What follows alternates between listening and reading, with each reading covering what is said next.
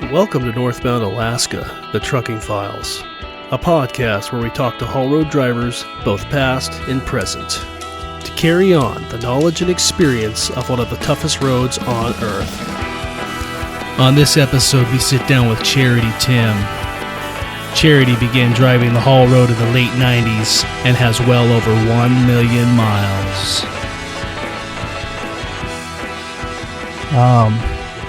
This is my favorite brother and my only brother. So actually, also your least favorite. Well, only blood brother. So, right. But I got a lot of brothers. Right. So Charity, how did you come to Alaska? Were you born here, or did you come here when you were young? Born here. My sister always argues with me. She was 3 years older than me. We all came up in an 18-passenger van. And my mom was pregnant with me, right? So I got to Alaska before she did because my mom was sitting in the front seat. No, I was born down near Palmer and moved up to a farming community when I was 2 years old down near the Alaska range. So that's where I grew up. And never knew the North Country until I graduated from high school. My first summer out of high school, my first job was Toby Marie at Yukon Ventures, and Wow. And that was my brother was a tire guy there back in the 80s, so we had family connections and they had the business there and everything. So it's my first time away from home, and big wild yonder, and I'm camped on the banks of the Yukon. And the drivers had pretty much stopping there. It wasn't a truck stop anymore. So this is in 97. And in the last century for the younger. That was some time ago.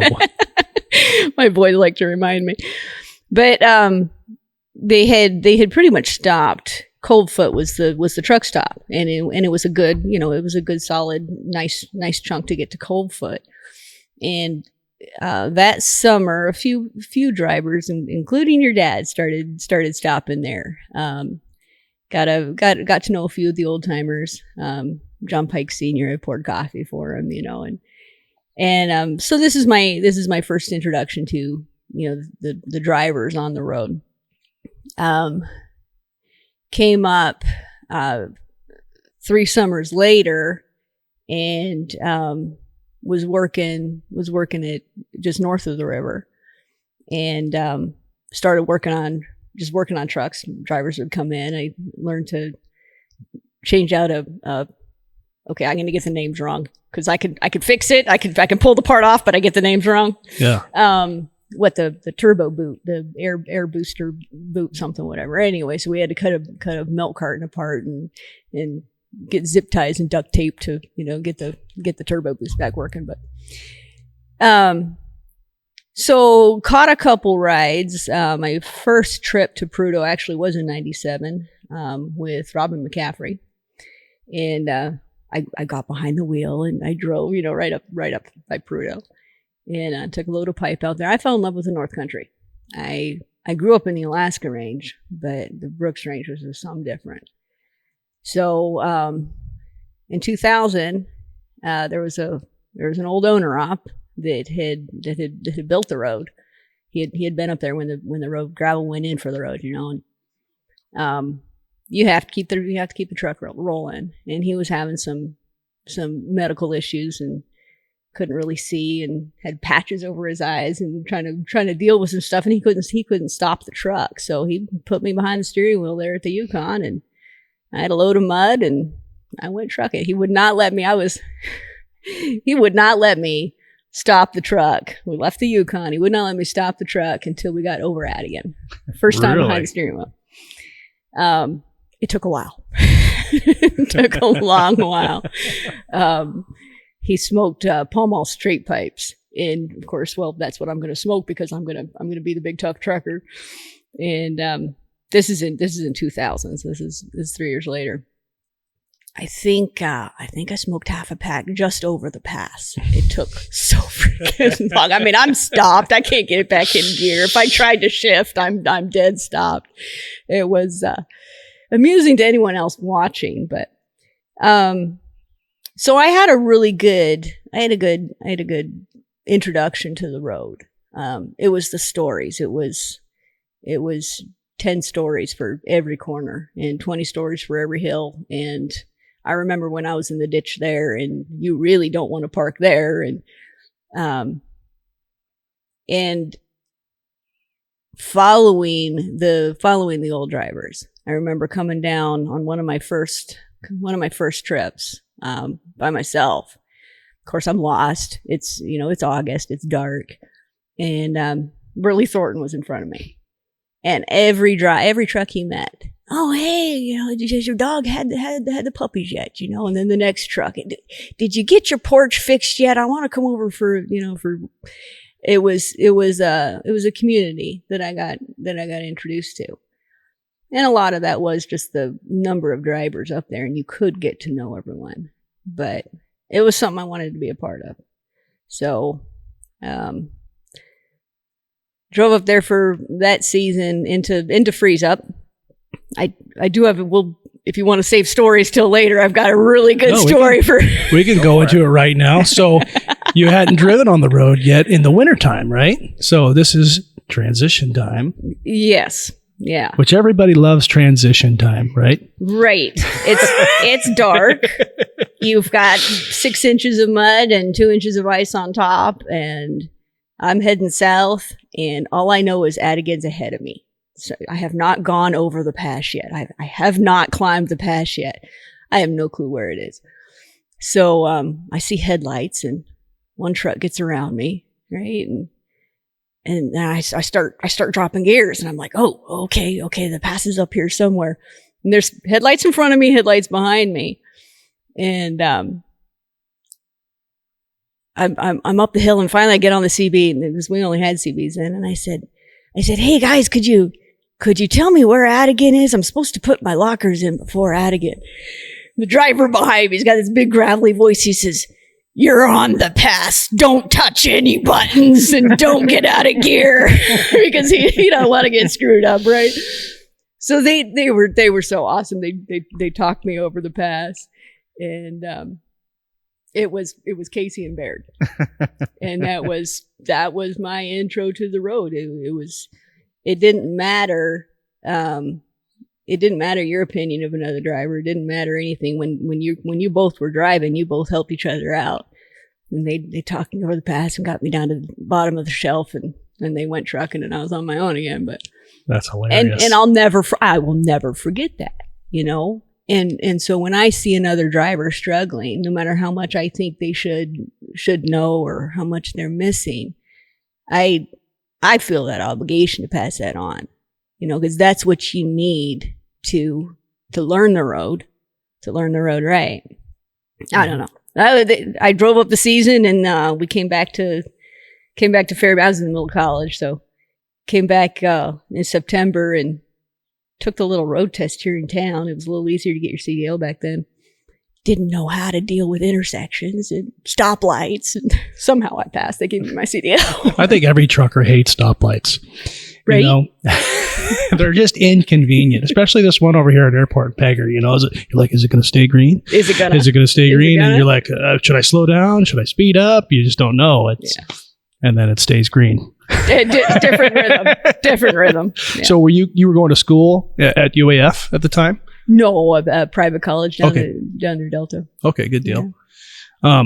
So going back to that story about you on the pass, you made it, obviously. Mm. You were already on the pass before you had your lockers in, it sounds like. Mm-hmm. So that's awesome. Did you have any more issues before winter really kicked in on any of these hills? I can't remember any from that season. I would catch a ride, starting in 2000. I have the framework of what was happening back then and how the drivers viewed the road back then, and I think that is absolutely invaluable. I'll always be thankful for that. So they were telling you in the summertime, like in the wintertime, you got to make sure you got your momentum up for this hill and yada, yada, yada, right. Probably sharing that. And I didn't get to learn, I didn't get to actually learn that until winter of 2000, 2008, 2009. So I only have, just a year ago is just over 1 million miles. I don't have a lot of miles up there, but having the framework and the mental approach to the road that we got back then, because you don't have that anymore, I don't think. Again, something I'm trying to pass on. Because that's how I got to learn, and yeah, it was totally different when I came back. Yeah. So did you come back in 2008 to start trucking again, or what happened in between that and 2000? Were you always trucking? Oh no. So I moved up to Fairbanks. I moved up to Fairbanks in 2002. I drove up at Fort Knox, and I got married. Got a little distracted there for a year because he's not into trucking at all. And it was, I always wanted, again, it was the North Country. I always wanted to go back.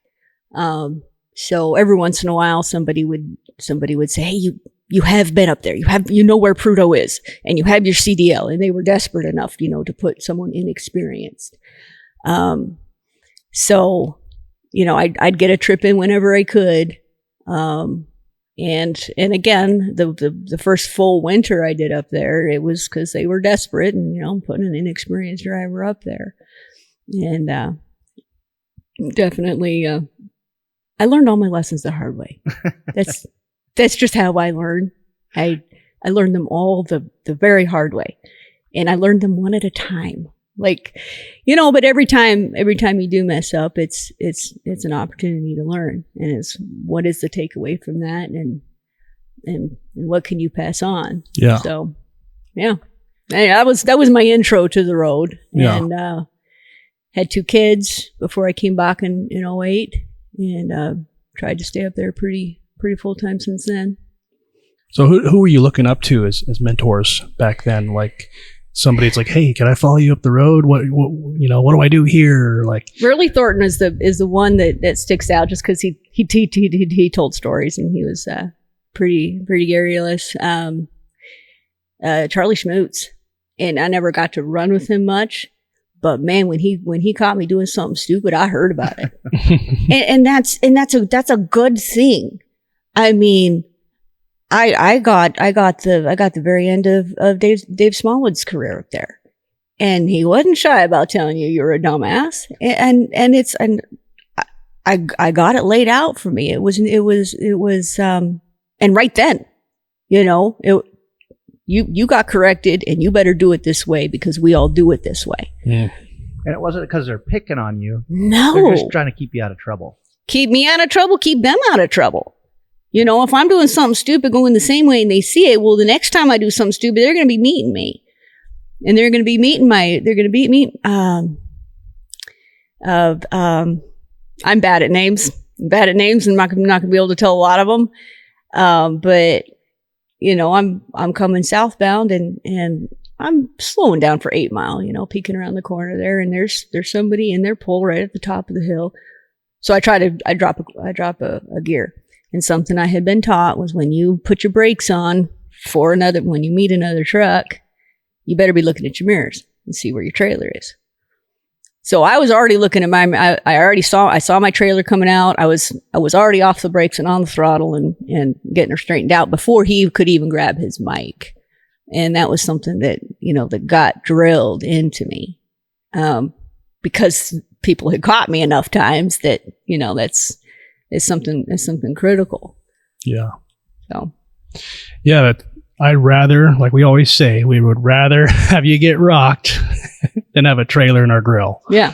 Yeah. That's Rather like meet your rocks than meet your trailer. Yeah. We want to go home. We want to be with our families, and we want to make sure everybody comes home safe. So do you have something to add on that, Aaron? Well, I don't know what you were just saying there, but it made me think of, as a little kid, Dad was always talking about these guys having experience, and they got this experience, and I didn't really know what that meant. I just how do you get experience? And I remember I went on a trip with my grandpa. He was a missionary on the Kuskokwim River, and we built this log raft and floated down the river for a month. And he let me steer that. We had the raft, rubber raft at the back, and we would steer this log raft down the river. And he let me steer it twice. And each time I did it, I run it onto a sandbar. And I was feeling about that small. And Grandpa told me, he's like, that's what you call experience.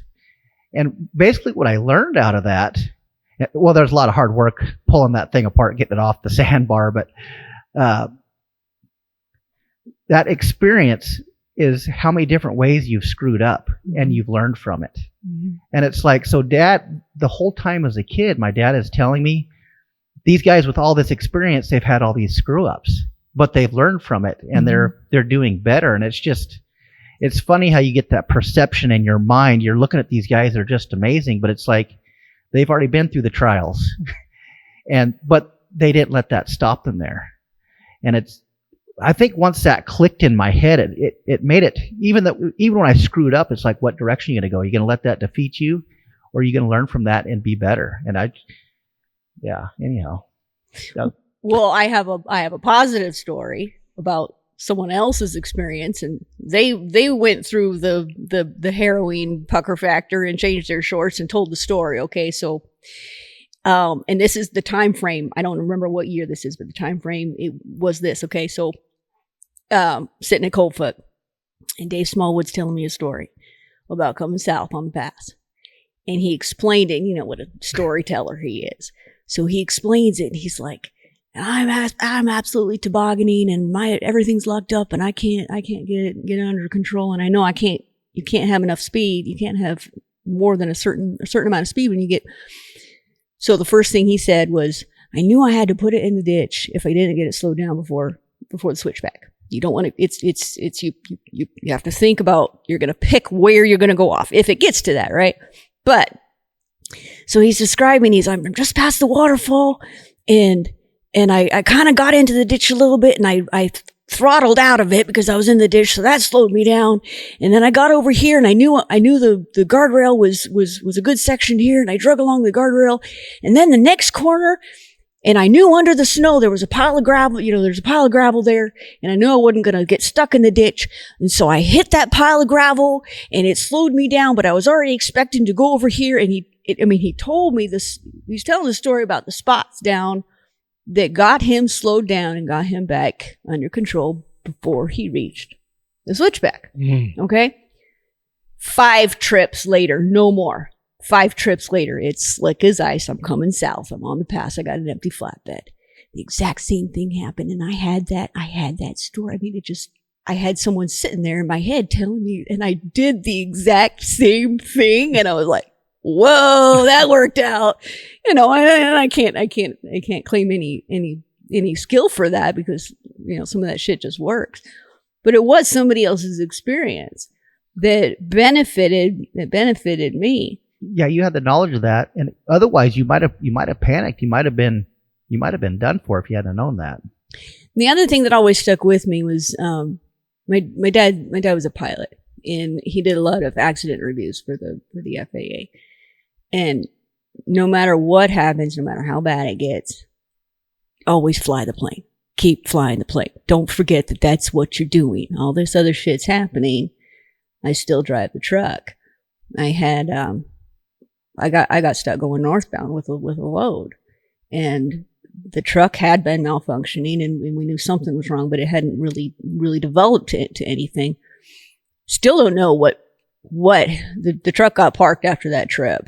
But the Jakes were taking it out of gear. Like it was somebody who knows more about transmissions is going to think this sounds really stupid, but it was in gear.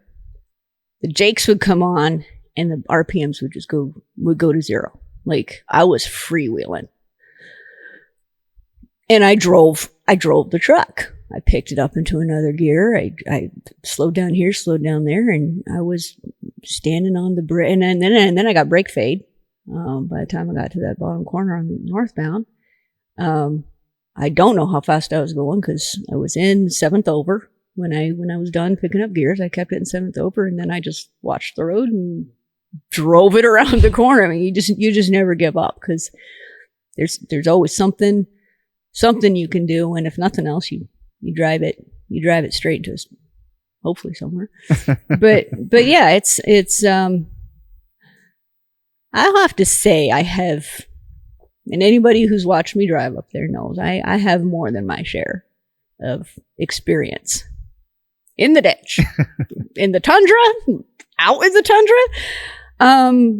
But I learned, and then it was just cussed stubbornness because I loved what I was doing and I was going to get back up there. Yeah. And eventually, a lot of it all came together, and you still have to remember those experiences. You still have to, that road, it's nice having an improved road, right? We all appreciate it. That road has been improved to a point where the road isn't teaching new drivers anymore how serious it is and how important it is to still, I don't know if we can get into radio communication this go around, but you practice best driving practices when the gravel's dry and when you have good traction and when the sun's out and when everybody's having a good day. You have to practice those best practices so that when everything is going to shit, you're already ready to do it. Mm-hmm. And you already know how to pick your mic up, how to give concise information, when to let the mic go. You never freak out on the mic. Yeah. Right? No matter what's going on in the truck, you could be jumping back in the sleeper and hiding under the covers and screaming and then coming back out and cranking the wheel and doing whatever. But if you pick up that mic, have your shit together, talk calmly, give the information that you need, hang the mic up, then you can go back to freaking out. It's clear radio communication. And that is practiced. That is not something that, that just comes when, I'm in the middle of shit and there's 5 trucks that all need to be communicating and all 5 of us now already know how to do that because we've all been doing it when the conditions were good. So anyway, where were we in my story? That was good. So who were you driving for in the late 2000s or early 2010, whatever? Well, I was bootlegging before I had my CDL, Rogies mudloads. Okay. Yeah. He found out about it and he threatened to fire John Moore, and John's like, oh, okay. She won't do that anymore. So we'd come in. If it was in the afternoon, I had to hide in the sleeper while he tied the loads down, or we'd come in the middle of the night to get his load and get back out of town and I'd drive again. But can we go back to the first time you were driving the truck up there? What were you feeling? Was it like, oh man, I'm doing this. I'm like, you're driving, you're shifting gears. You're like, this is awesome. Can you describe that feeling? I mean, how did it feel? And again, this is back in 97 when I'm just pouring coffee for these guys. I couldn't believe that I was actually doing it. For a long time, even when I went back up in 08, I felt like an imposter I still do sometimes, but it's these guys that have really been through the shit. The road was bad in 2000 when I learned it. Talk about rough. You rattled through Happy Valley and it took you 45 minutes. You're going so slow, and somehow you'd make it and rebuild your truck on the way back. And but those were the guys that they were so tough and nothing was going to stop them. And they got out and wrestled grizzly bears and wolverines on their lunch break. Yeah. And I don't want to mess with these guys, right? Yeah. So and again, this was a long time for me, even in 08, when Custer told me to be in a certain gear going down the Koyukuk, by God, I was in that gear. It wasn't anything you argued with, because they all had been there and they all had known their shit. And here I am, I'm behind the steering wheel and I'm pretending to fake it till you make it, I guess, long enough. But yeah, I guess it just wasn't real to me for a long time that I wasn't one of them for a long time. And still trying to do my best to. When I started, I wasn't even given a title. They wouldn't even call me a rookie. You know, it was they were hoping I'd go away. I actually heard this on the radio, and it still is true today. Father and son, they're not even up there anymore. They're driving ahead of me. They're on an off channel, and they don't think I'm listening. Just don't tell her anything. If you don't say anything, it'll set them up for enough failure, and they'll go away. Okay, so people aren't doing that on purpose anymore. But if we don't say something, you're setting people up for failure. And it's the guys that growled at me and chewed my ass. I took it as man, they took the time out of their day to reach up and grab that mic and say something. I'm gonna put that in my pocket and listen to it and remember it. But every other truck, when I started, every other truck was that, you know?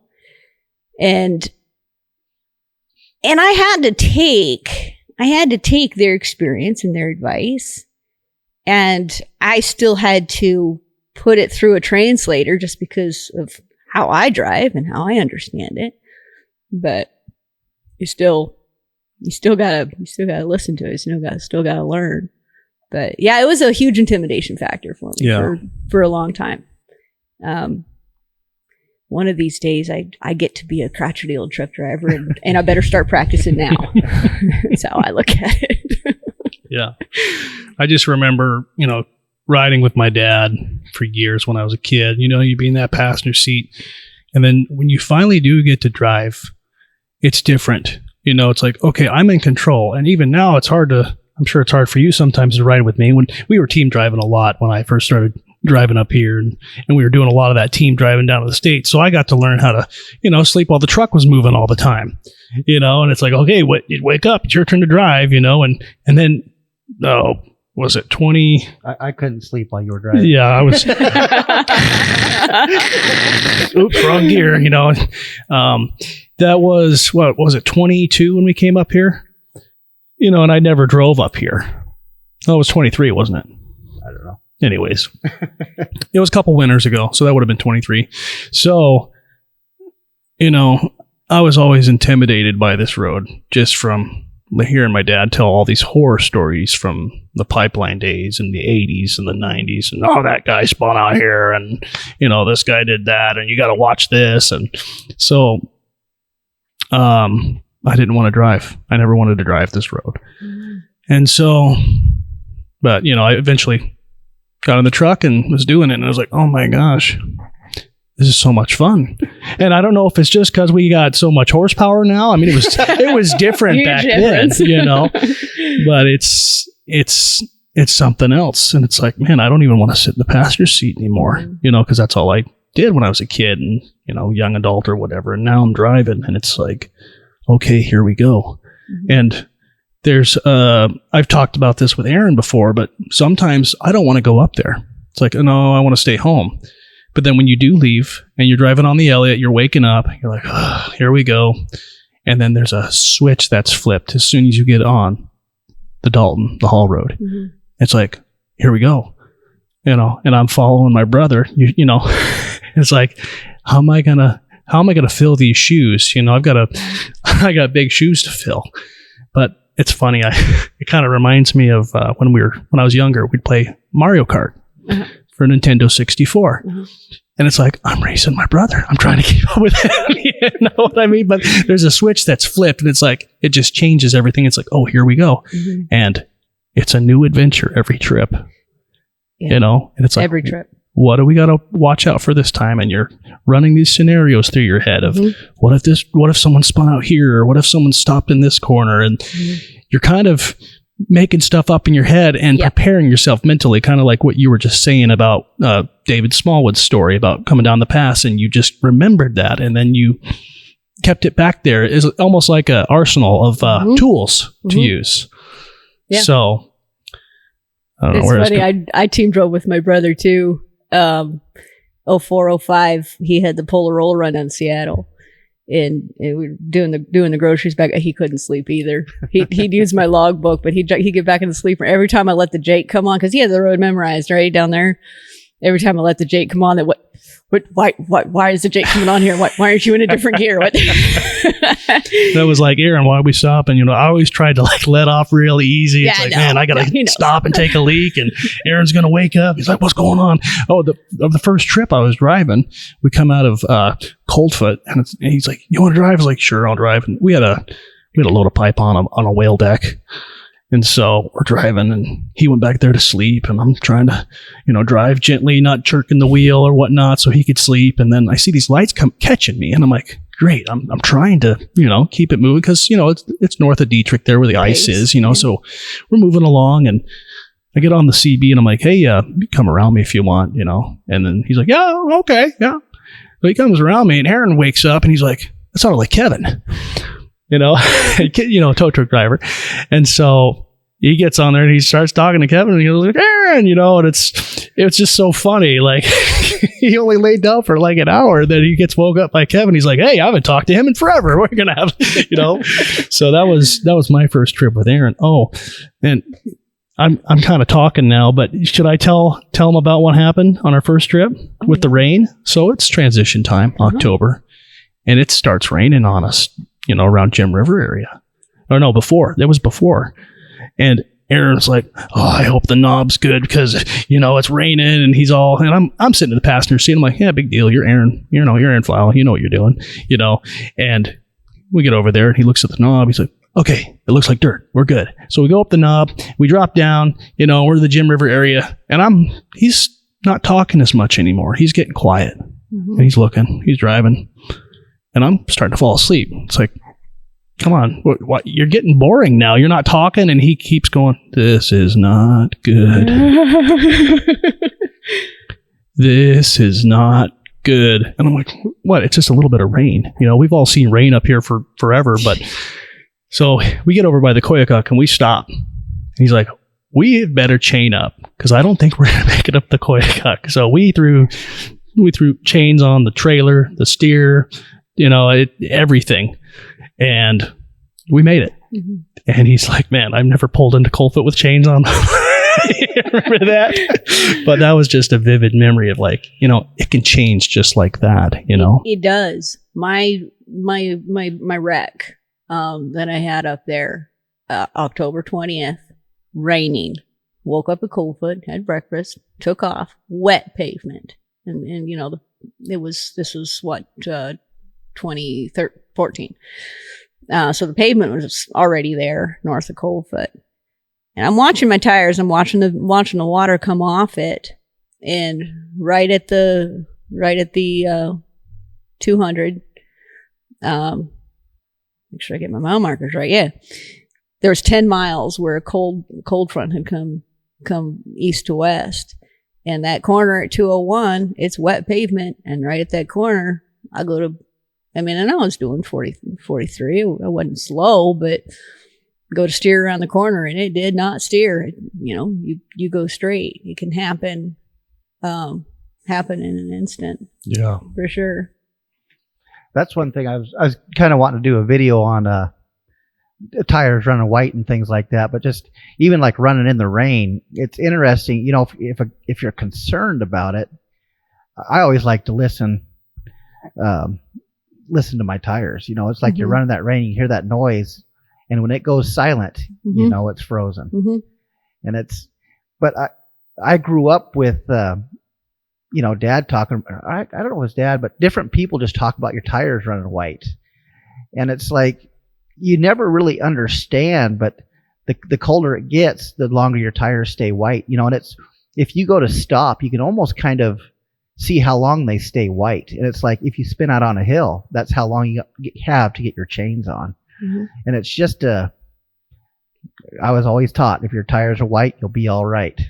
But if your tires are black and you're out there in that snow, it's like, you're coming to a hill, you better chain up. It can go fast. Yeah, so there's a lot of little tricks and stuff that I've kind of forgot about. You learn when you're younger, And I guess that's in the back of my mind, but We're kind of spoiled like that, though, because we had Dad who would talk about this stuff all the time. So it's like ingrained in us. Then you got people that are coming up here that have no idea. yeah, they never heard those. They don't know. That. Yeah. You know? Well, And they don't know the hill is in front of them, much less Yeah. how to. I try to give, somebody asked for a road report, and I try to give the conditions of the hill that I just came off of. I describe it as accurately as I can. And then I get some pushback, well, should I throw chains or not? I don't know if you need chains on your truck with your load, with your tires. I have no clue. And how I was taught is, and this is following drivers. Ron Dubs taught me a lot about how to read tires and read road conditions, because I was like, how do you, I threw chains. And then I didn't throw chains when I did need them. It was ridiculous. So I was you have to make a decision. If you throw chains for every hill, you take 3 days to get up there. So you have to make a call. And so he taught me how to look at the tires, read the road in the 5 miles before the hill. Because that's your weather conditions. That's your road conditions. That's your dry out your brakes before you go up a hill. Every time. And if you do get stopped on a hill, don't stay sitting there and talk on the radio for 2 or 3 minutes to make sure everybody knows. Now, get out, stuff something behind one of your set of tires, yeah. And I learned that the hard way on the Koyakuk. I'm at the top, and there's 3 drivers sitting up top, and this is one of the times Charlie Schmutz got me. He's northbound behind me at the chain-up area. And I'm trying to be really careful and make sure, good communication and make sure everybody. Finally, somebody interrupts.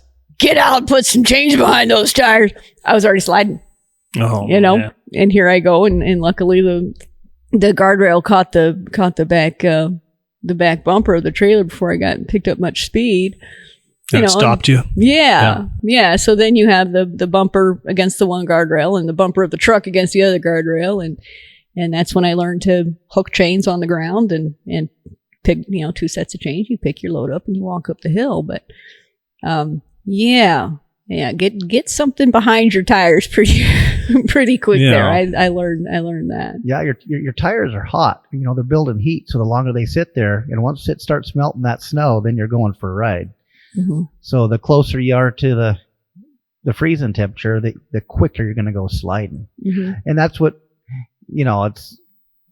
You go down in the States, people don't realize that. They just think snow's always slick. And really, snow itself isn't slick. It's when it's turning to water on the snow that makes it slick. And the farther that you get away from freezing, the colder it gets. And it's amazing. I've known that my entire life. And it's like, how does not everybody know that? But right. Because this is how we learned. But yeah, it's if for someone that's coming up to it, it is the little things. And I tell you one thing, something somebody told me, especially with loaded tankers. If Robbie Baker told me this first off when I first started pulling, I was in a sourdough truck and they were contracted for 2 years. So you're stuck on a hill, and sometimes you do start sliding down. You stuff something behind it, and the truck goes over that pile of chain. You grab the chains, you stuff it back under. Rolls over that. You grab the chains, you stuff it back, and if you have enough time, grab your second set and stuff it behind. Frickin' works. Okay, I'm northbound. I come up around 12 Mile. There's 3 drivers in front of me. Nobody's having any problems. I don't know what people name things differently, and the milepost markers get moved every time they do a road construction job. So 12 Mile S corners and 13, and then that the right hand corner up top, where you get into your lowest pull all the way to the top. And I was out in the track marks. I wasn't on the shoulder. If I'd been one tire width over, I wouldn't have any problems. So the super of the road is on a corner, and only time I slid something sideways. And again, I had been told this. It's in my head. I was like, okay, that never made sense to me, but I'm grabbing chains and stuffing and grabbing chains and stuff. And it took about 4 times. It stopped a loaded tanker from sliding into the ditch. You just, there's situation dependent, but yeah, that works. Yeah. Yeah, you don't realize how steep them corners are. It's or the bank of that. It's if you're really worried about, you're on the high side of the corner, just so you do have room if it starts sliding sideways. But that's some scary stuff. That's funny that you talk about that, because even when I was a kid, I heard Dad say that, stay on the high side of the corner, and I'd be riding with him. I was like, well, that makes sense. If you do spin out, you're on the high side, especially on like southbound 5 Mile, that upper corner, be on the high side, But yeah, it's just, I think you and I are spoiled that way, in a way. We take it for granted. We didn't realize what we actually learned. And it's like now that we're watching other people that don't know that. I spun out on 5 Mile one time, and I got up in that very top corner. And I was on the top side of the corner, and my brakes weren't quite dry. And it's I was usually pretty good about it, but I was being kind of lazy coming home empty, and I didn't really think about it much. And by the time I got that truck going, I'd slid from the top of the corner down to the inside, because I'd throw the chains and it'd just slowly start rolling off there. And I struggle. Even guys that slide backwards now, you go up there and see where they've been sliding backwards, but it's like there's no skid marks. It's like they didn't have their trailer brakes dry. Mm-hmm. To me, and that is something simple just to keep your trailer brakes dry. But it's tough for me to hear them say they're sliding when they're not really sliding. It's kind of, have dry trailer brakes. That can be tough when we get a foot or 2 foot of snow north of Coldfoot, and you're just driving in all this fresh powder. Mm-hmm. You could dry your brakes every 5 minutes if you have to. Yeah. I think on 5 Mile, I think I had them dry for 9 Mile, but by the time I got to 5 Mile, they weren't dry, and it's like I was almost in the ditch by the time that was done. So it's scary. Well, it's what you were saying about the mental preparedness. I run that road the 10 miles ahead, and this is just the way my mind's been put it together. But I have it in chunks. You have Coldfoot being your half, you have the river being the half of that, you have Livengood being the half of that. North of Coldfoot, you got 117 is half. You got your chunks, and then you break your chunks down. Which section am I in? I run the road 10 miles at a time. What's ahead of me? What am I going to be set up for? And when I get into trouble is when I'm not doing that. When I don't have my head already ahead of it, when is there going to be a little cross trek, in my lane with somebody out taking pictures? What am I going to do in preparation? What's the best course of action already before something happens? When I take a new driver up there, the one thing I stress is learn the road first. Know what's coming up. Put it in order. I still get lost. Totally. I mean, I get on the radio. Holy shit, where are we? Because I'm not paying attention, and that's not a good place to be. But if you really don't know, it's something I know a lot of people have worked on getting the list together, and just the order of things. Know where you're at. Yeah, is one of the most important things. You're talking about driving with your brother, after years. So my brother that ran the tire shop back in the 80s, right? So he'd run tires down to Happy Man. And he knew Jennings. He knew that they actually grandfathered him in with his CDL right before. He didn't drive. He was driving a pickup. Then he drove for Dale Carlson and a lot of the coal haul and Ed Larson there for years, and did a lot of Alaska driving. Then he moved out of state.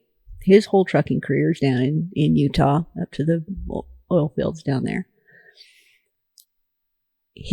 When he came back up here, he's throwing my 8 mils, and he's like, yeah, these are baby chains.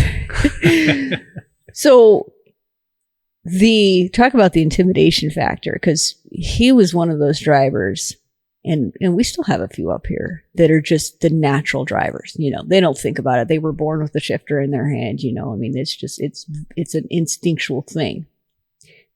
I'm not one of those drivers. I have to think about it. I had to learn every little bit. So here, my brother's been, I team drove with him down the Cassiar, and he's been mentoring me and watching my career this whole time. So he comes up here 2 or 3 years ago. I don't know if you remember. And so I get to go trucking with my big brother, and this is, he'd been yelling at me for shit, 20 years ago. And now I'm supposed to be teaching him. And I'm like, how does this work? And somebody coming up with that much experience and that much skill, absolutely knowing that he has to learn the road. There's another very good driver that's been up here for 6 years. And he came up with 20 years experience, millions and millions and millions of miles. Did shit down there. I couldn't drive down in the States. What you guys did down there, not my cup of tea. And came up with the attitude of, I need to find out who knows their shit up here, and I need to learn from them. And those are the successful drivers. To learn the road. I'm so glad you're doing something like this. I hope I'm going to be watching it to hear a lot of the stories, because I got to do a lot of trucking with Ron Brayman, and to have that, we were running mates for a good chunk of time there, and to have, he is a piece of haul road history, and to have that right there with me, I it's invaluable. You guys learning from your dad. We are spoiled. But we don't have that many drivers up there. And so to get their stories and get it out there. Sorry to cut you off, but we can all learn something from their stories and experience too. Yeah. That's the greatest thing about it. We need to. Like all the old guys that, when the road was 1.5 lanes wide all the way up there, and it's like, man, yeah, we could learn something from these stories. That's why No Name and Hess Creek and Neuterwick. There was 4 bridges. Hess Creek, No Name, and Neuterwick literally were 1-lane bridges. You had to communicate, or something bad did happen. And so much has been improved to the point where a lot of new drivers don't even realize the dangers they're running past every day, because the conditions are good enough for them to get away with it. They're not even aware of the danger that is still there, because that road's a 2-lane road until it's not, until someone's spun out, until someone's crisscrossed, until there's a drift you haven't been expecting, until the one way just went through and picked up a lip to a bridge, and now your trailer bounced off of it and is in the other lane. You gotta be ready for all of that. And so all of the little things that just don't make sense anymore because we don't need them. And I want to put this out there. I got the comment on the radio. Just because things have been done a certain way up here 40 years doesn't mean it still has to be done that way. I'm not going to argue with the statement, but the body of whatever you want to call it, haul road etiquette, haul road rules, the cumulative ass chewings that we all got, every piece of that, or a good portion of the pieces of that, were put there because of a cross in the ditch. Mm-hmm. And I know BLM went through and removed a lot of those crosses years ago, but there's hundreds, and we have a community up there, and we have friends and people we've worked with for years, and that might be a number on somebody's spreadsheet that this is just another accident, but to us it's not. Mm-hmm. And I really think it's important to pass these stories on. It's very, very cool to be a part of this. Thank you very much for asking me to tell any bit of my story. Is there anything else you want to talk about, or you want to bring anything up? I can't think of anything right now. Okay. Well, Charity, thanks so much for coming on. We appreciate your time. Yeah, thank you very much. All right.